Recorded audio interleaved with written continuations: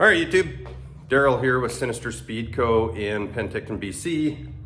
I'm gonna do kind of a cool couple of videos here on a project that's near and dear to my heart. I've had a lot of people asking me, what I've got in this old bike that I built and what we're doing to it and what it's gonna look like next. So figured I'd do a quick video. We'll probably do a 2 or 3 part series here through the winter refresh on this thing. But a lot of people have seen the old project and a lot of people haven't, but this is my 1970 Shovelhead that I have named the shit shovel, as you can see there. It's kind of, it's been a bit of a journey for me because it was a real reflection of who I am as a rider, kind of what I represent. And, the project was to make the project, or to make the bike better, fix some of the kind of glitchy things with the old Shovelheads. And I know the Shovelhead aficionados that are, want to keep everything stock are not going to like this, but it's had a few upgrades to just make it a little more reliable because I do like riding it. I ride it fairly long distances, and I know that's hard to believe considering it's a hardtail and it's old, but it runs extremely well. It's a very reliable bike. So 2 years ago when I built this bike, it was originally, I had bought the motor from a guy and it was a 91-inch stroker. We didn't know it at the time. He didn't know how big the motor was. I think he just had an old guy build it for him, and he kind of had it botched together, and the motor it ran okay. I had to do a bit of work to it, but it was giving me some grief at the end of the season this year. So we decided to break into the motor and just double check it and see if it needed any attention, and it needed quite a bit. The crank needed to be rebuilt. There was a lot of damage in it. It was never balanced. It maybe was just put together with parts they had kicking around, which is all fine and dandy because it was a bit of a monster. It ran really well. I liked it. So we decided to send it off to a machine shop, and I'm going to give a huge shout out right now to Josh at Outlaw V-Twin in Kelowna, BC. Josh had all the parts on the shelf that I needed to rebuild this motor. And I think he has done some amazing things to make it awesome. So what I'm gonna do is just give you a quick run through of the parts that we're gonna run in this bike. And in the next video, we'll maybe go through some of the upgrades that I did on this bike a couple years ago, just to kind of make it mine. And the third video is probably gonna be it running. So it's not gonna take long. We've got all the parts now, so I'm pretty happy about that. So today in the shop, it's just me and Axel, the shop dog. So we're gonna I'm gonna show you a few things on this motor, and I'm gonna start with some of the really, really awesome parts that I had purchased originally with the motor. The guy told me that it had S&S internals, it had S&S everything, S&S heads, etc., etc., etc. And I never trust anybody, no offense to anybody, but I never trust anybody. So I sort of took his word, but I really didn't take his word. And when we tore it apart this winter, we found out that it did have all S&S internals. So it's got S&S flywheels, 4 3/4 inch stroke, S&S heavy duty rods. It had S&S pistons on the original 74-inch jugs, which made it a 91-inch. Had a lot of compression. Had a decent old crane cam in it, but we had some trouble with the cam last year. So we did a cam upgrade that I've been wanting to do for a while, and we'll get to that when we get over to the camshaft section. But I'm just gonna give you a quick overview of what we have for parts and what we did to this motor this winter. So here's the engine, obviously. So we've got Delcron cases, we've got S&S big bore jugs, S&S pistons, and then of course the crank was totally rebuilt. We had to put a new crank pin in it, a new sprocket shaft. It's got all new bearings, carriers, races, everything has been done there. Josh was nice enough to machine the the cases so that the big bore cylinders will fit.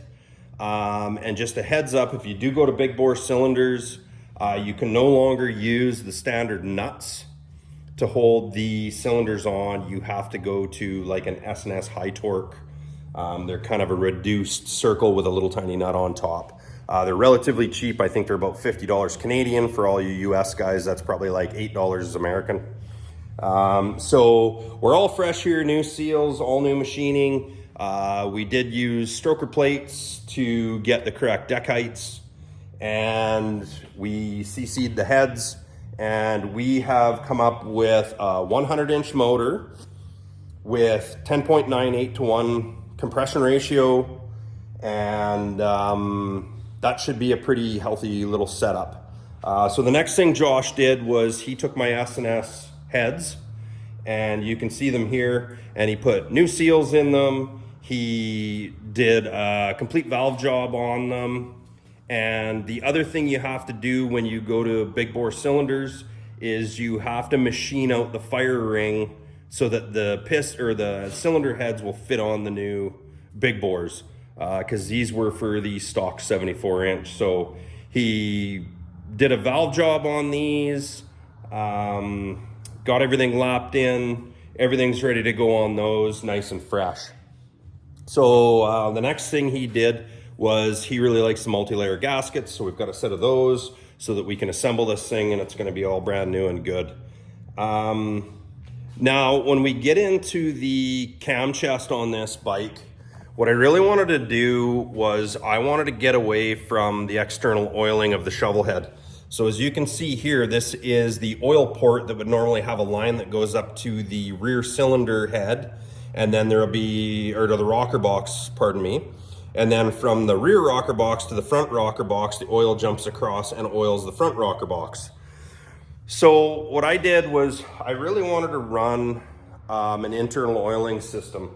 So lucky for me, I don't have them out here right now, is I have a set of S&S roller rockers, and I'll grab them just so you can see, because it is an informative video. I just want to make sure that anybody that has any Shovelhead questions or maybe has never seen a set or whatever, they know what I'm talking about. So these are the S&S roller tipped rockers, and you can see they've got a roller tip on them, and this is where the pushrod tube goes in. You can see there's a nice big hole there.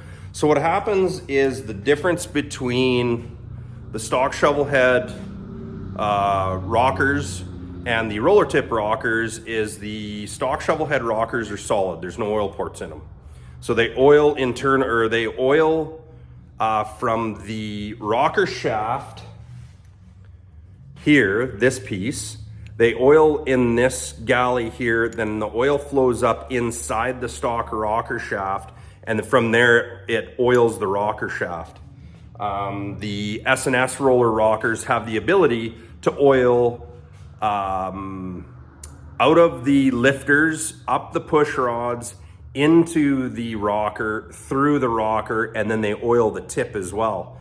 So a more modern style system, and I wanted that. I wanted to get away from the external lines. I wanted people to kind of look at it. I've been to a couple of shows the past year, and it's amazing the questions I get on that. Everybody asks me, how do you get oil to the rocker boxes? And then I explain to them, I've gone to an Evolution cam, lifter block, push rod, and roller rocker setup. So what you need for that is you need a set of Evolution lifter blocks, which is nice because they seal a little differently than the Shovelhead ones. You also need to run an Evolution camshaft. Because we are running a 100-inch motor with a lot of cylinder pressure, we have the option to run a lot of camshaft in this motor. So we've chosen the EV59. We ran it in the 91-inch and it worked extremely well. I think it's going to work even better in the 100-inch configuration. But you have to go to Evo lifter blocks, an Evolution cam, and then you get to run Evolution lifters, which is a more modern style, and they obviously oil out of here. up the push rods, which you typically are going to have to measure so that you get the right length, because shovel heads, you know, they ran a longer push rod than, say, a twin cam for sure, and certainly an M8, I believe. So you want to get the right length push rods, and then combined with the roller rockers from S&S, we now can fully internally oil this motor. It's a little cleaner setup. I like it. The other thing it does going to Evolution is it gives us a lot more camshaft choices. Now, I know guys are gonna say, nope, there's lots of choices out there for Shovelhead cams, and there is. For me, I just found that it gives me a lot more options to fine tune my engine combination with my camshaft in the Evo world. So the Evos certainly have a lot of options compared to the Shovelhead. So another thing we did was I ran into kind of an interesting situation where I had to figure out what I was going to do for pushrod tubes. So what I've got here is I've got a set of pushrod tubes that I've built. What I did here was I figured I'd get crafty, and I didn't want to use the Evo lowers because they were a bit shorter than the ones I'm using. But what we need is we need this style of lower because it needs to seal into the lifter block. So what I did was when I did the cam upgrade on my M8, the kit came with different push rods, obviously, but different lower push rod tubes. So what I've done here is I'm just going to set the camera down. Pardon my unprofessionalism here. But what I did was I took my M8 lowers. I'm using my Shovelhead uppers because they still have to seal into the stock rocker boxes. And the nice thing about this combination is when Harley made the M8, I don't know if you can see it, there's an O-ring inside there. So instead of having to run a seal on here and then the washer and the spring and the cap for the pushrod keepers, these have an internal seal in them, which is really nice. It does two things. It keeps the pushrod tubes together, but it's a nice positive seal, and then the caps and the spring and the washer just run right down on there. We can build our pushrod keepers and boom, we're set.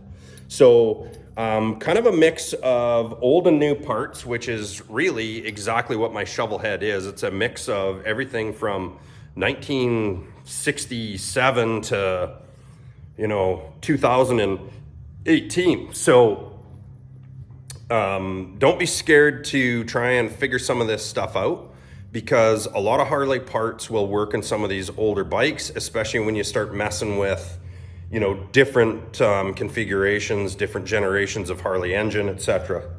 And then of course, up in the stock rocker boxes, we run these silicone seals at the top of the pushrod tube. Gives us a nice positive seal. And in the Evo lifter blocks, we get to use a really nice nitrile seal as well. So we shouldn't have any leaks from that setup.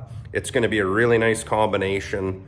I can't wait to get it assembled. So a couple other things we were running in this bike is obviously we're running an S&S oil pump. We fully rebuilt this at the end of the season last year, just before the motor started to shake real bad. So it's fully rebuilt. Everything going into that is new. And then we also run an Ultima ignition in this bike, single fire. We seem to have a really good burn. It tunes really well, and we haven't had any trouble with it. So the other thing I did this winter when I pulled this motor apart was I took my old turdy looking rocker boxes, and I had the buffer out one day buffing someone else's rocker boxes, and I was like, you know what, I'm gonna see what my rocker boxes look like all buffed up.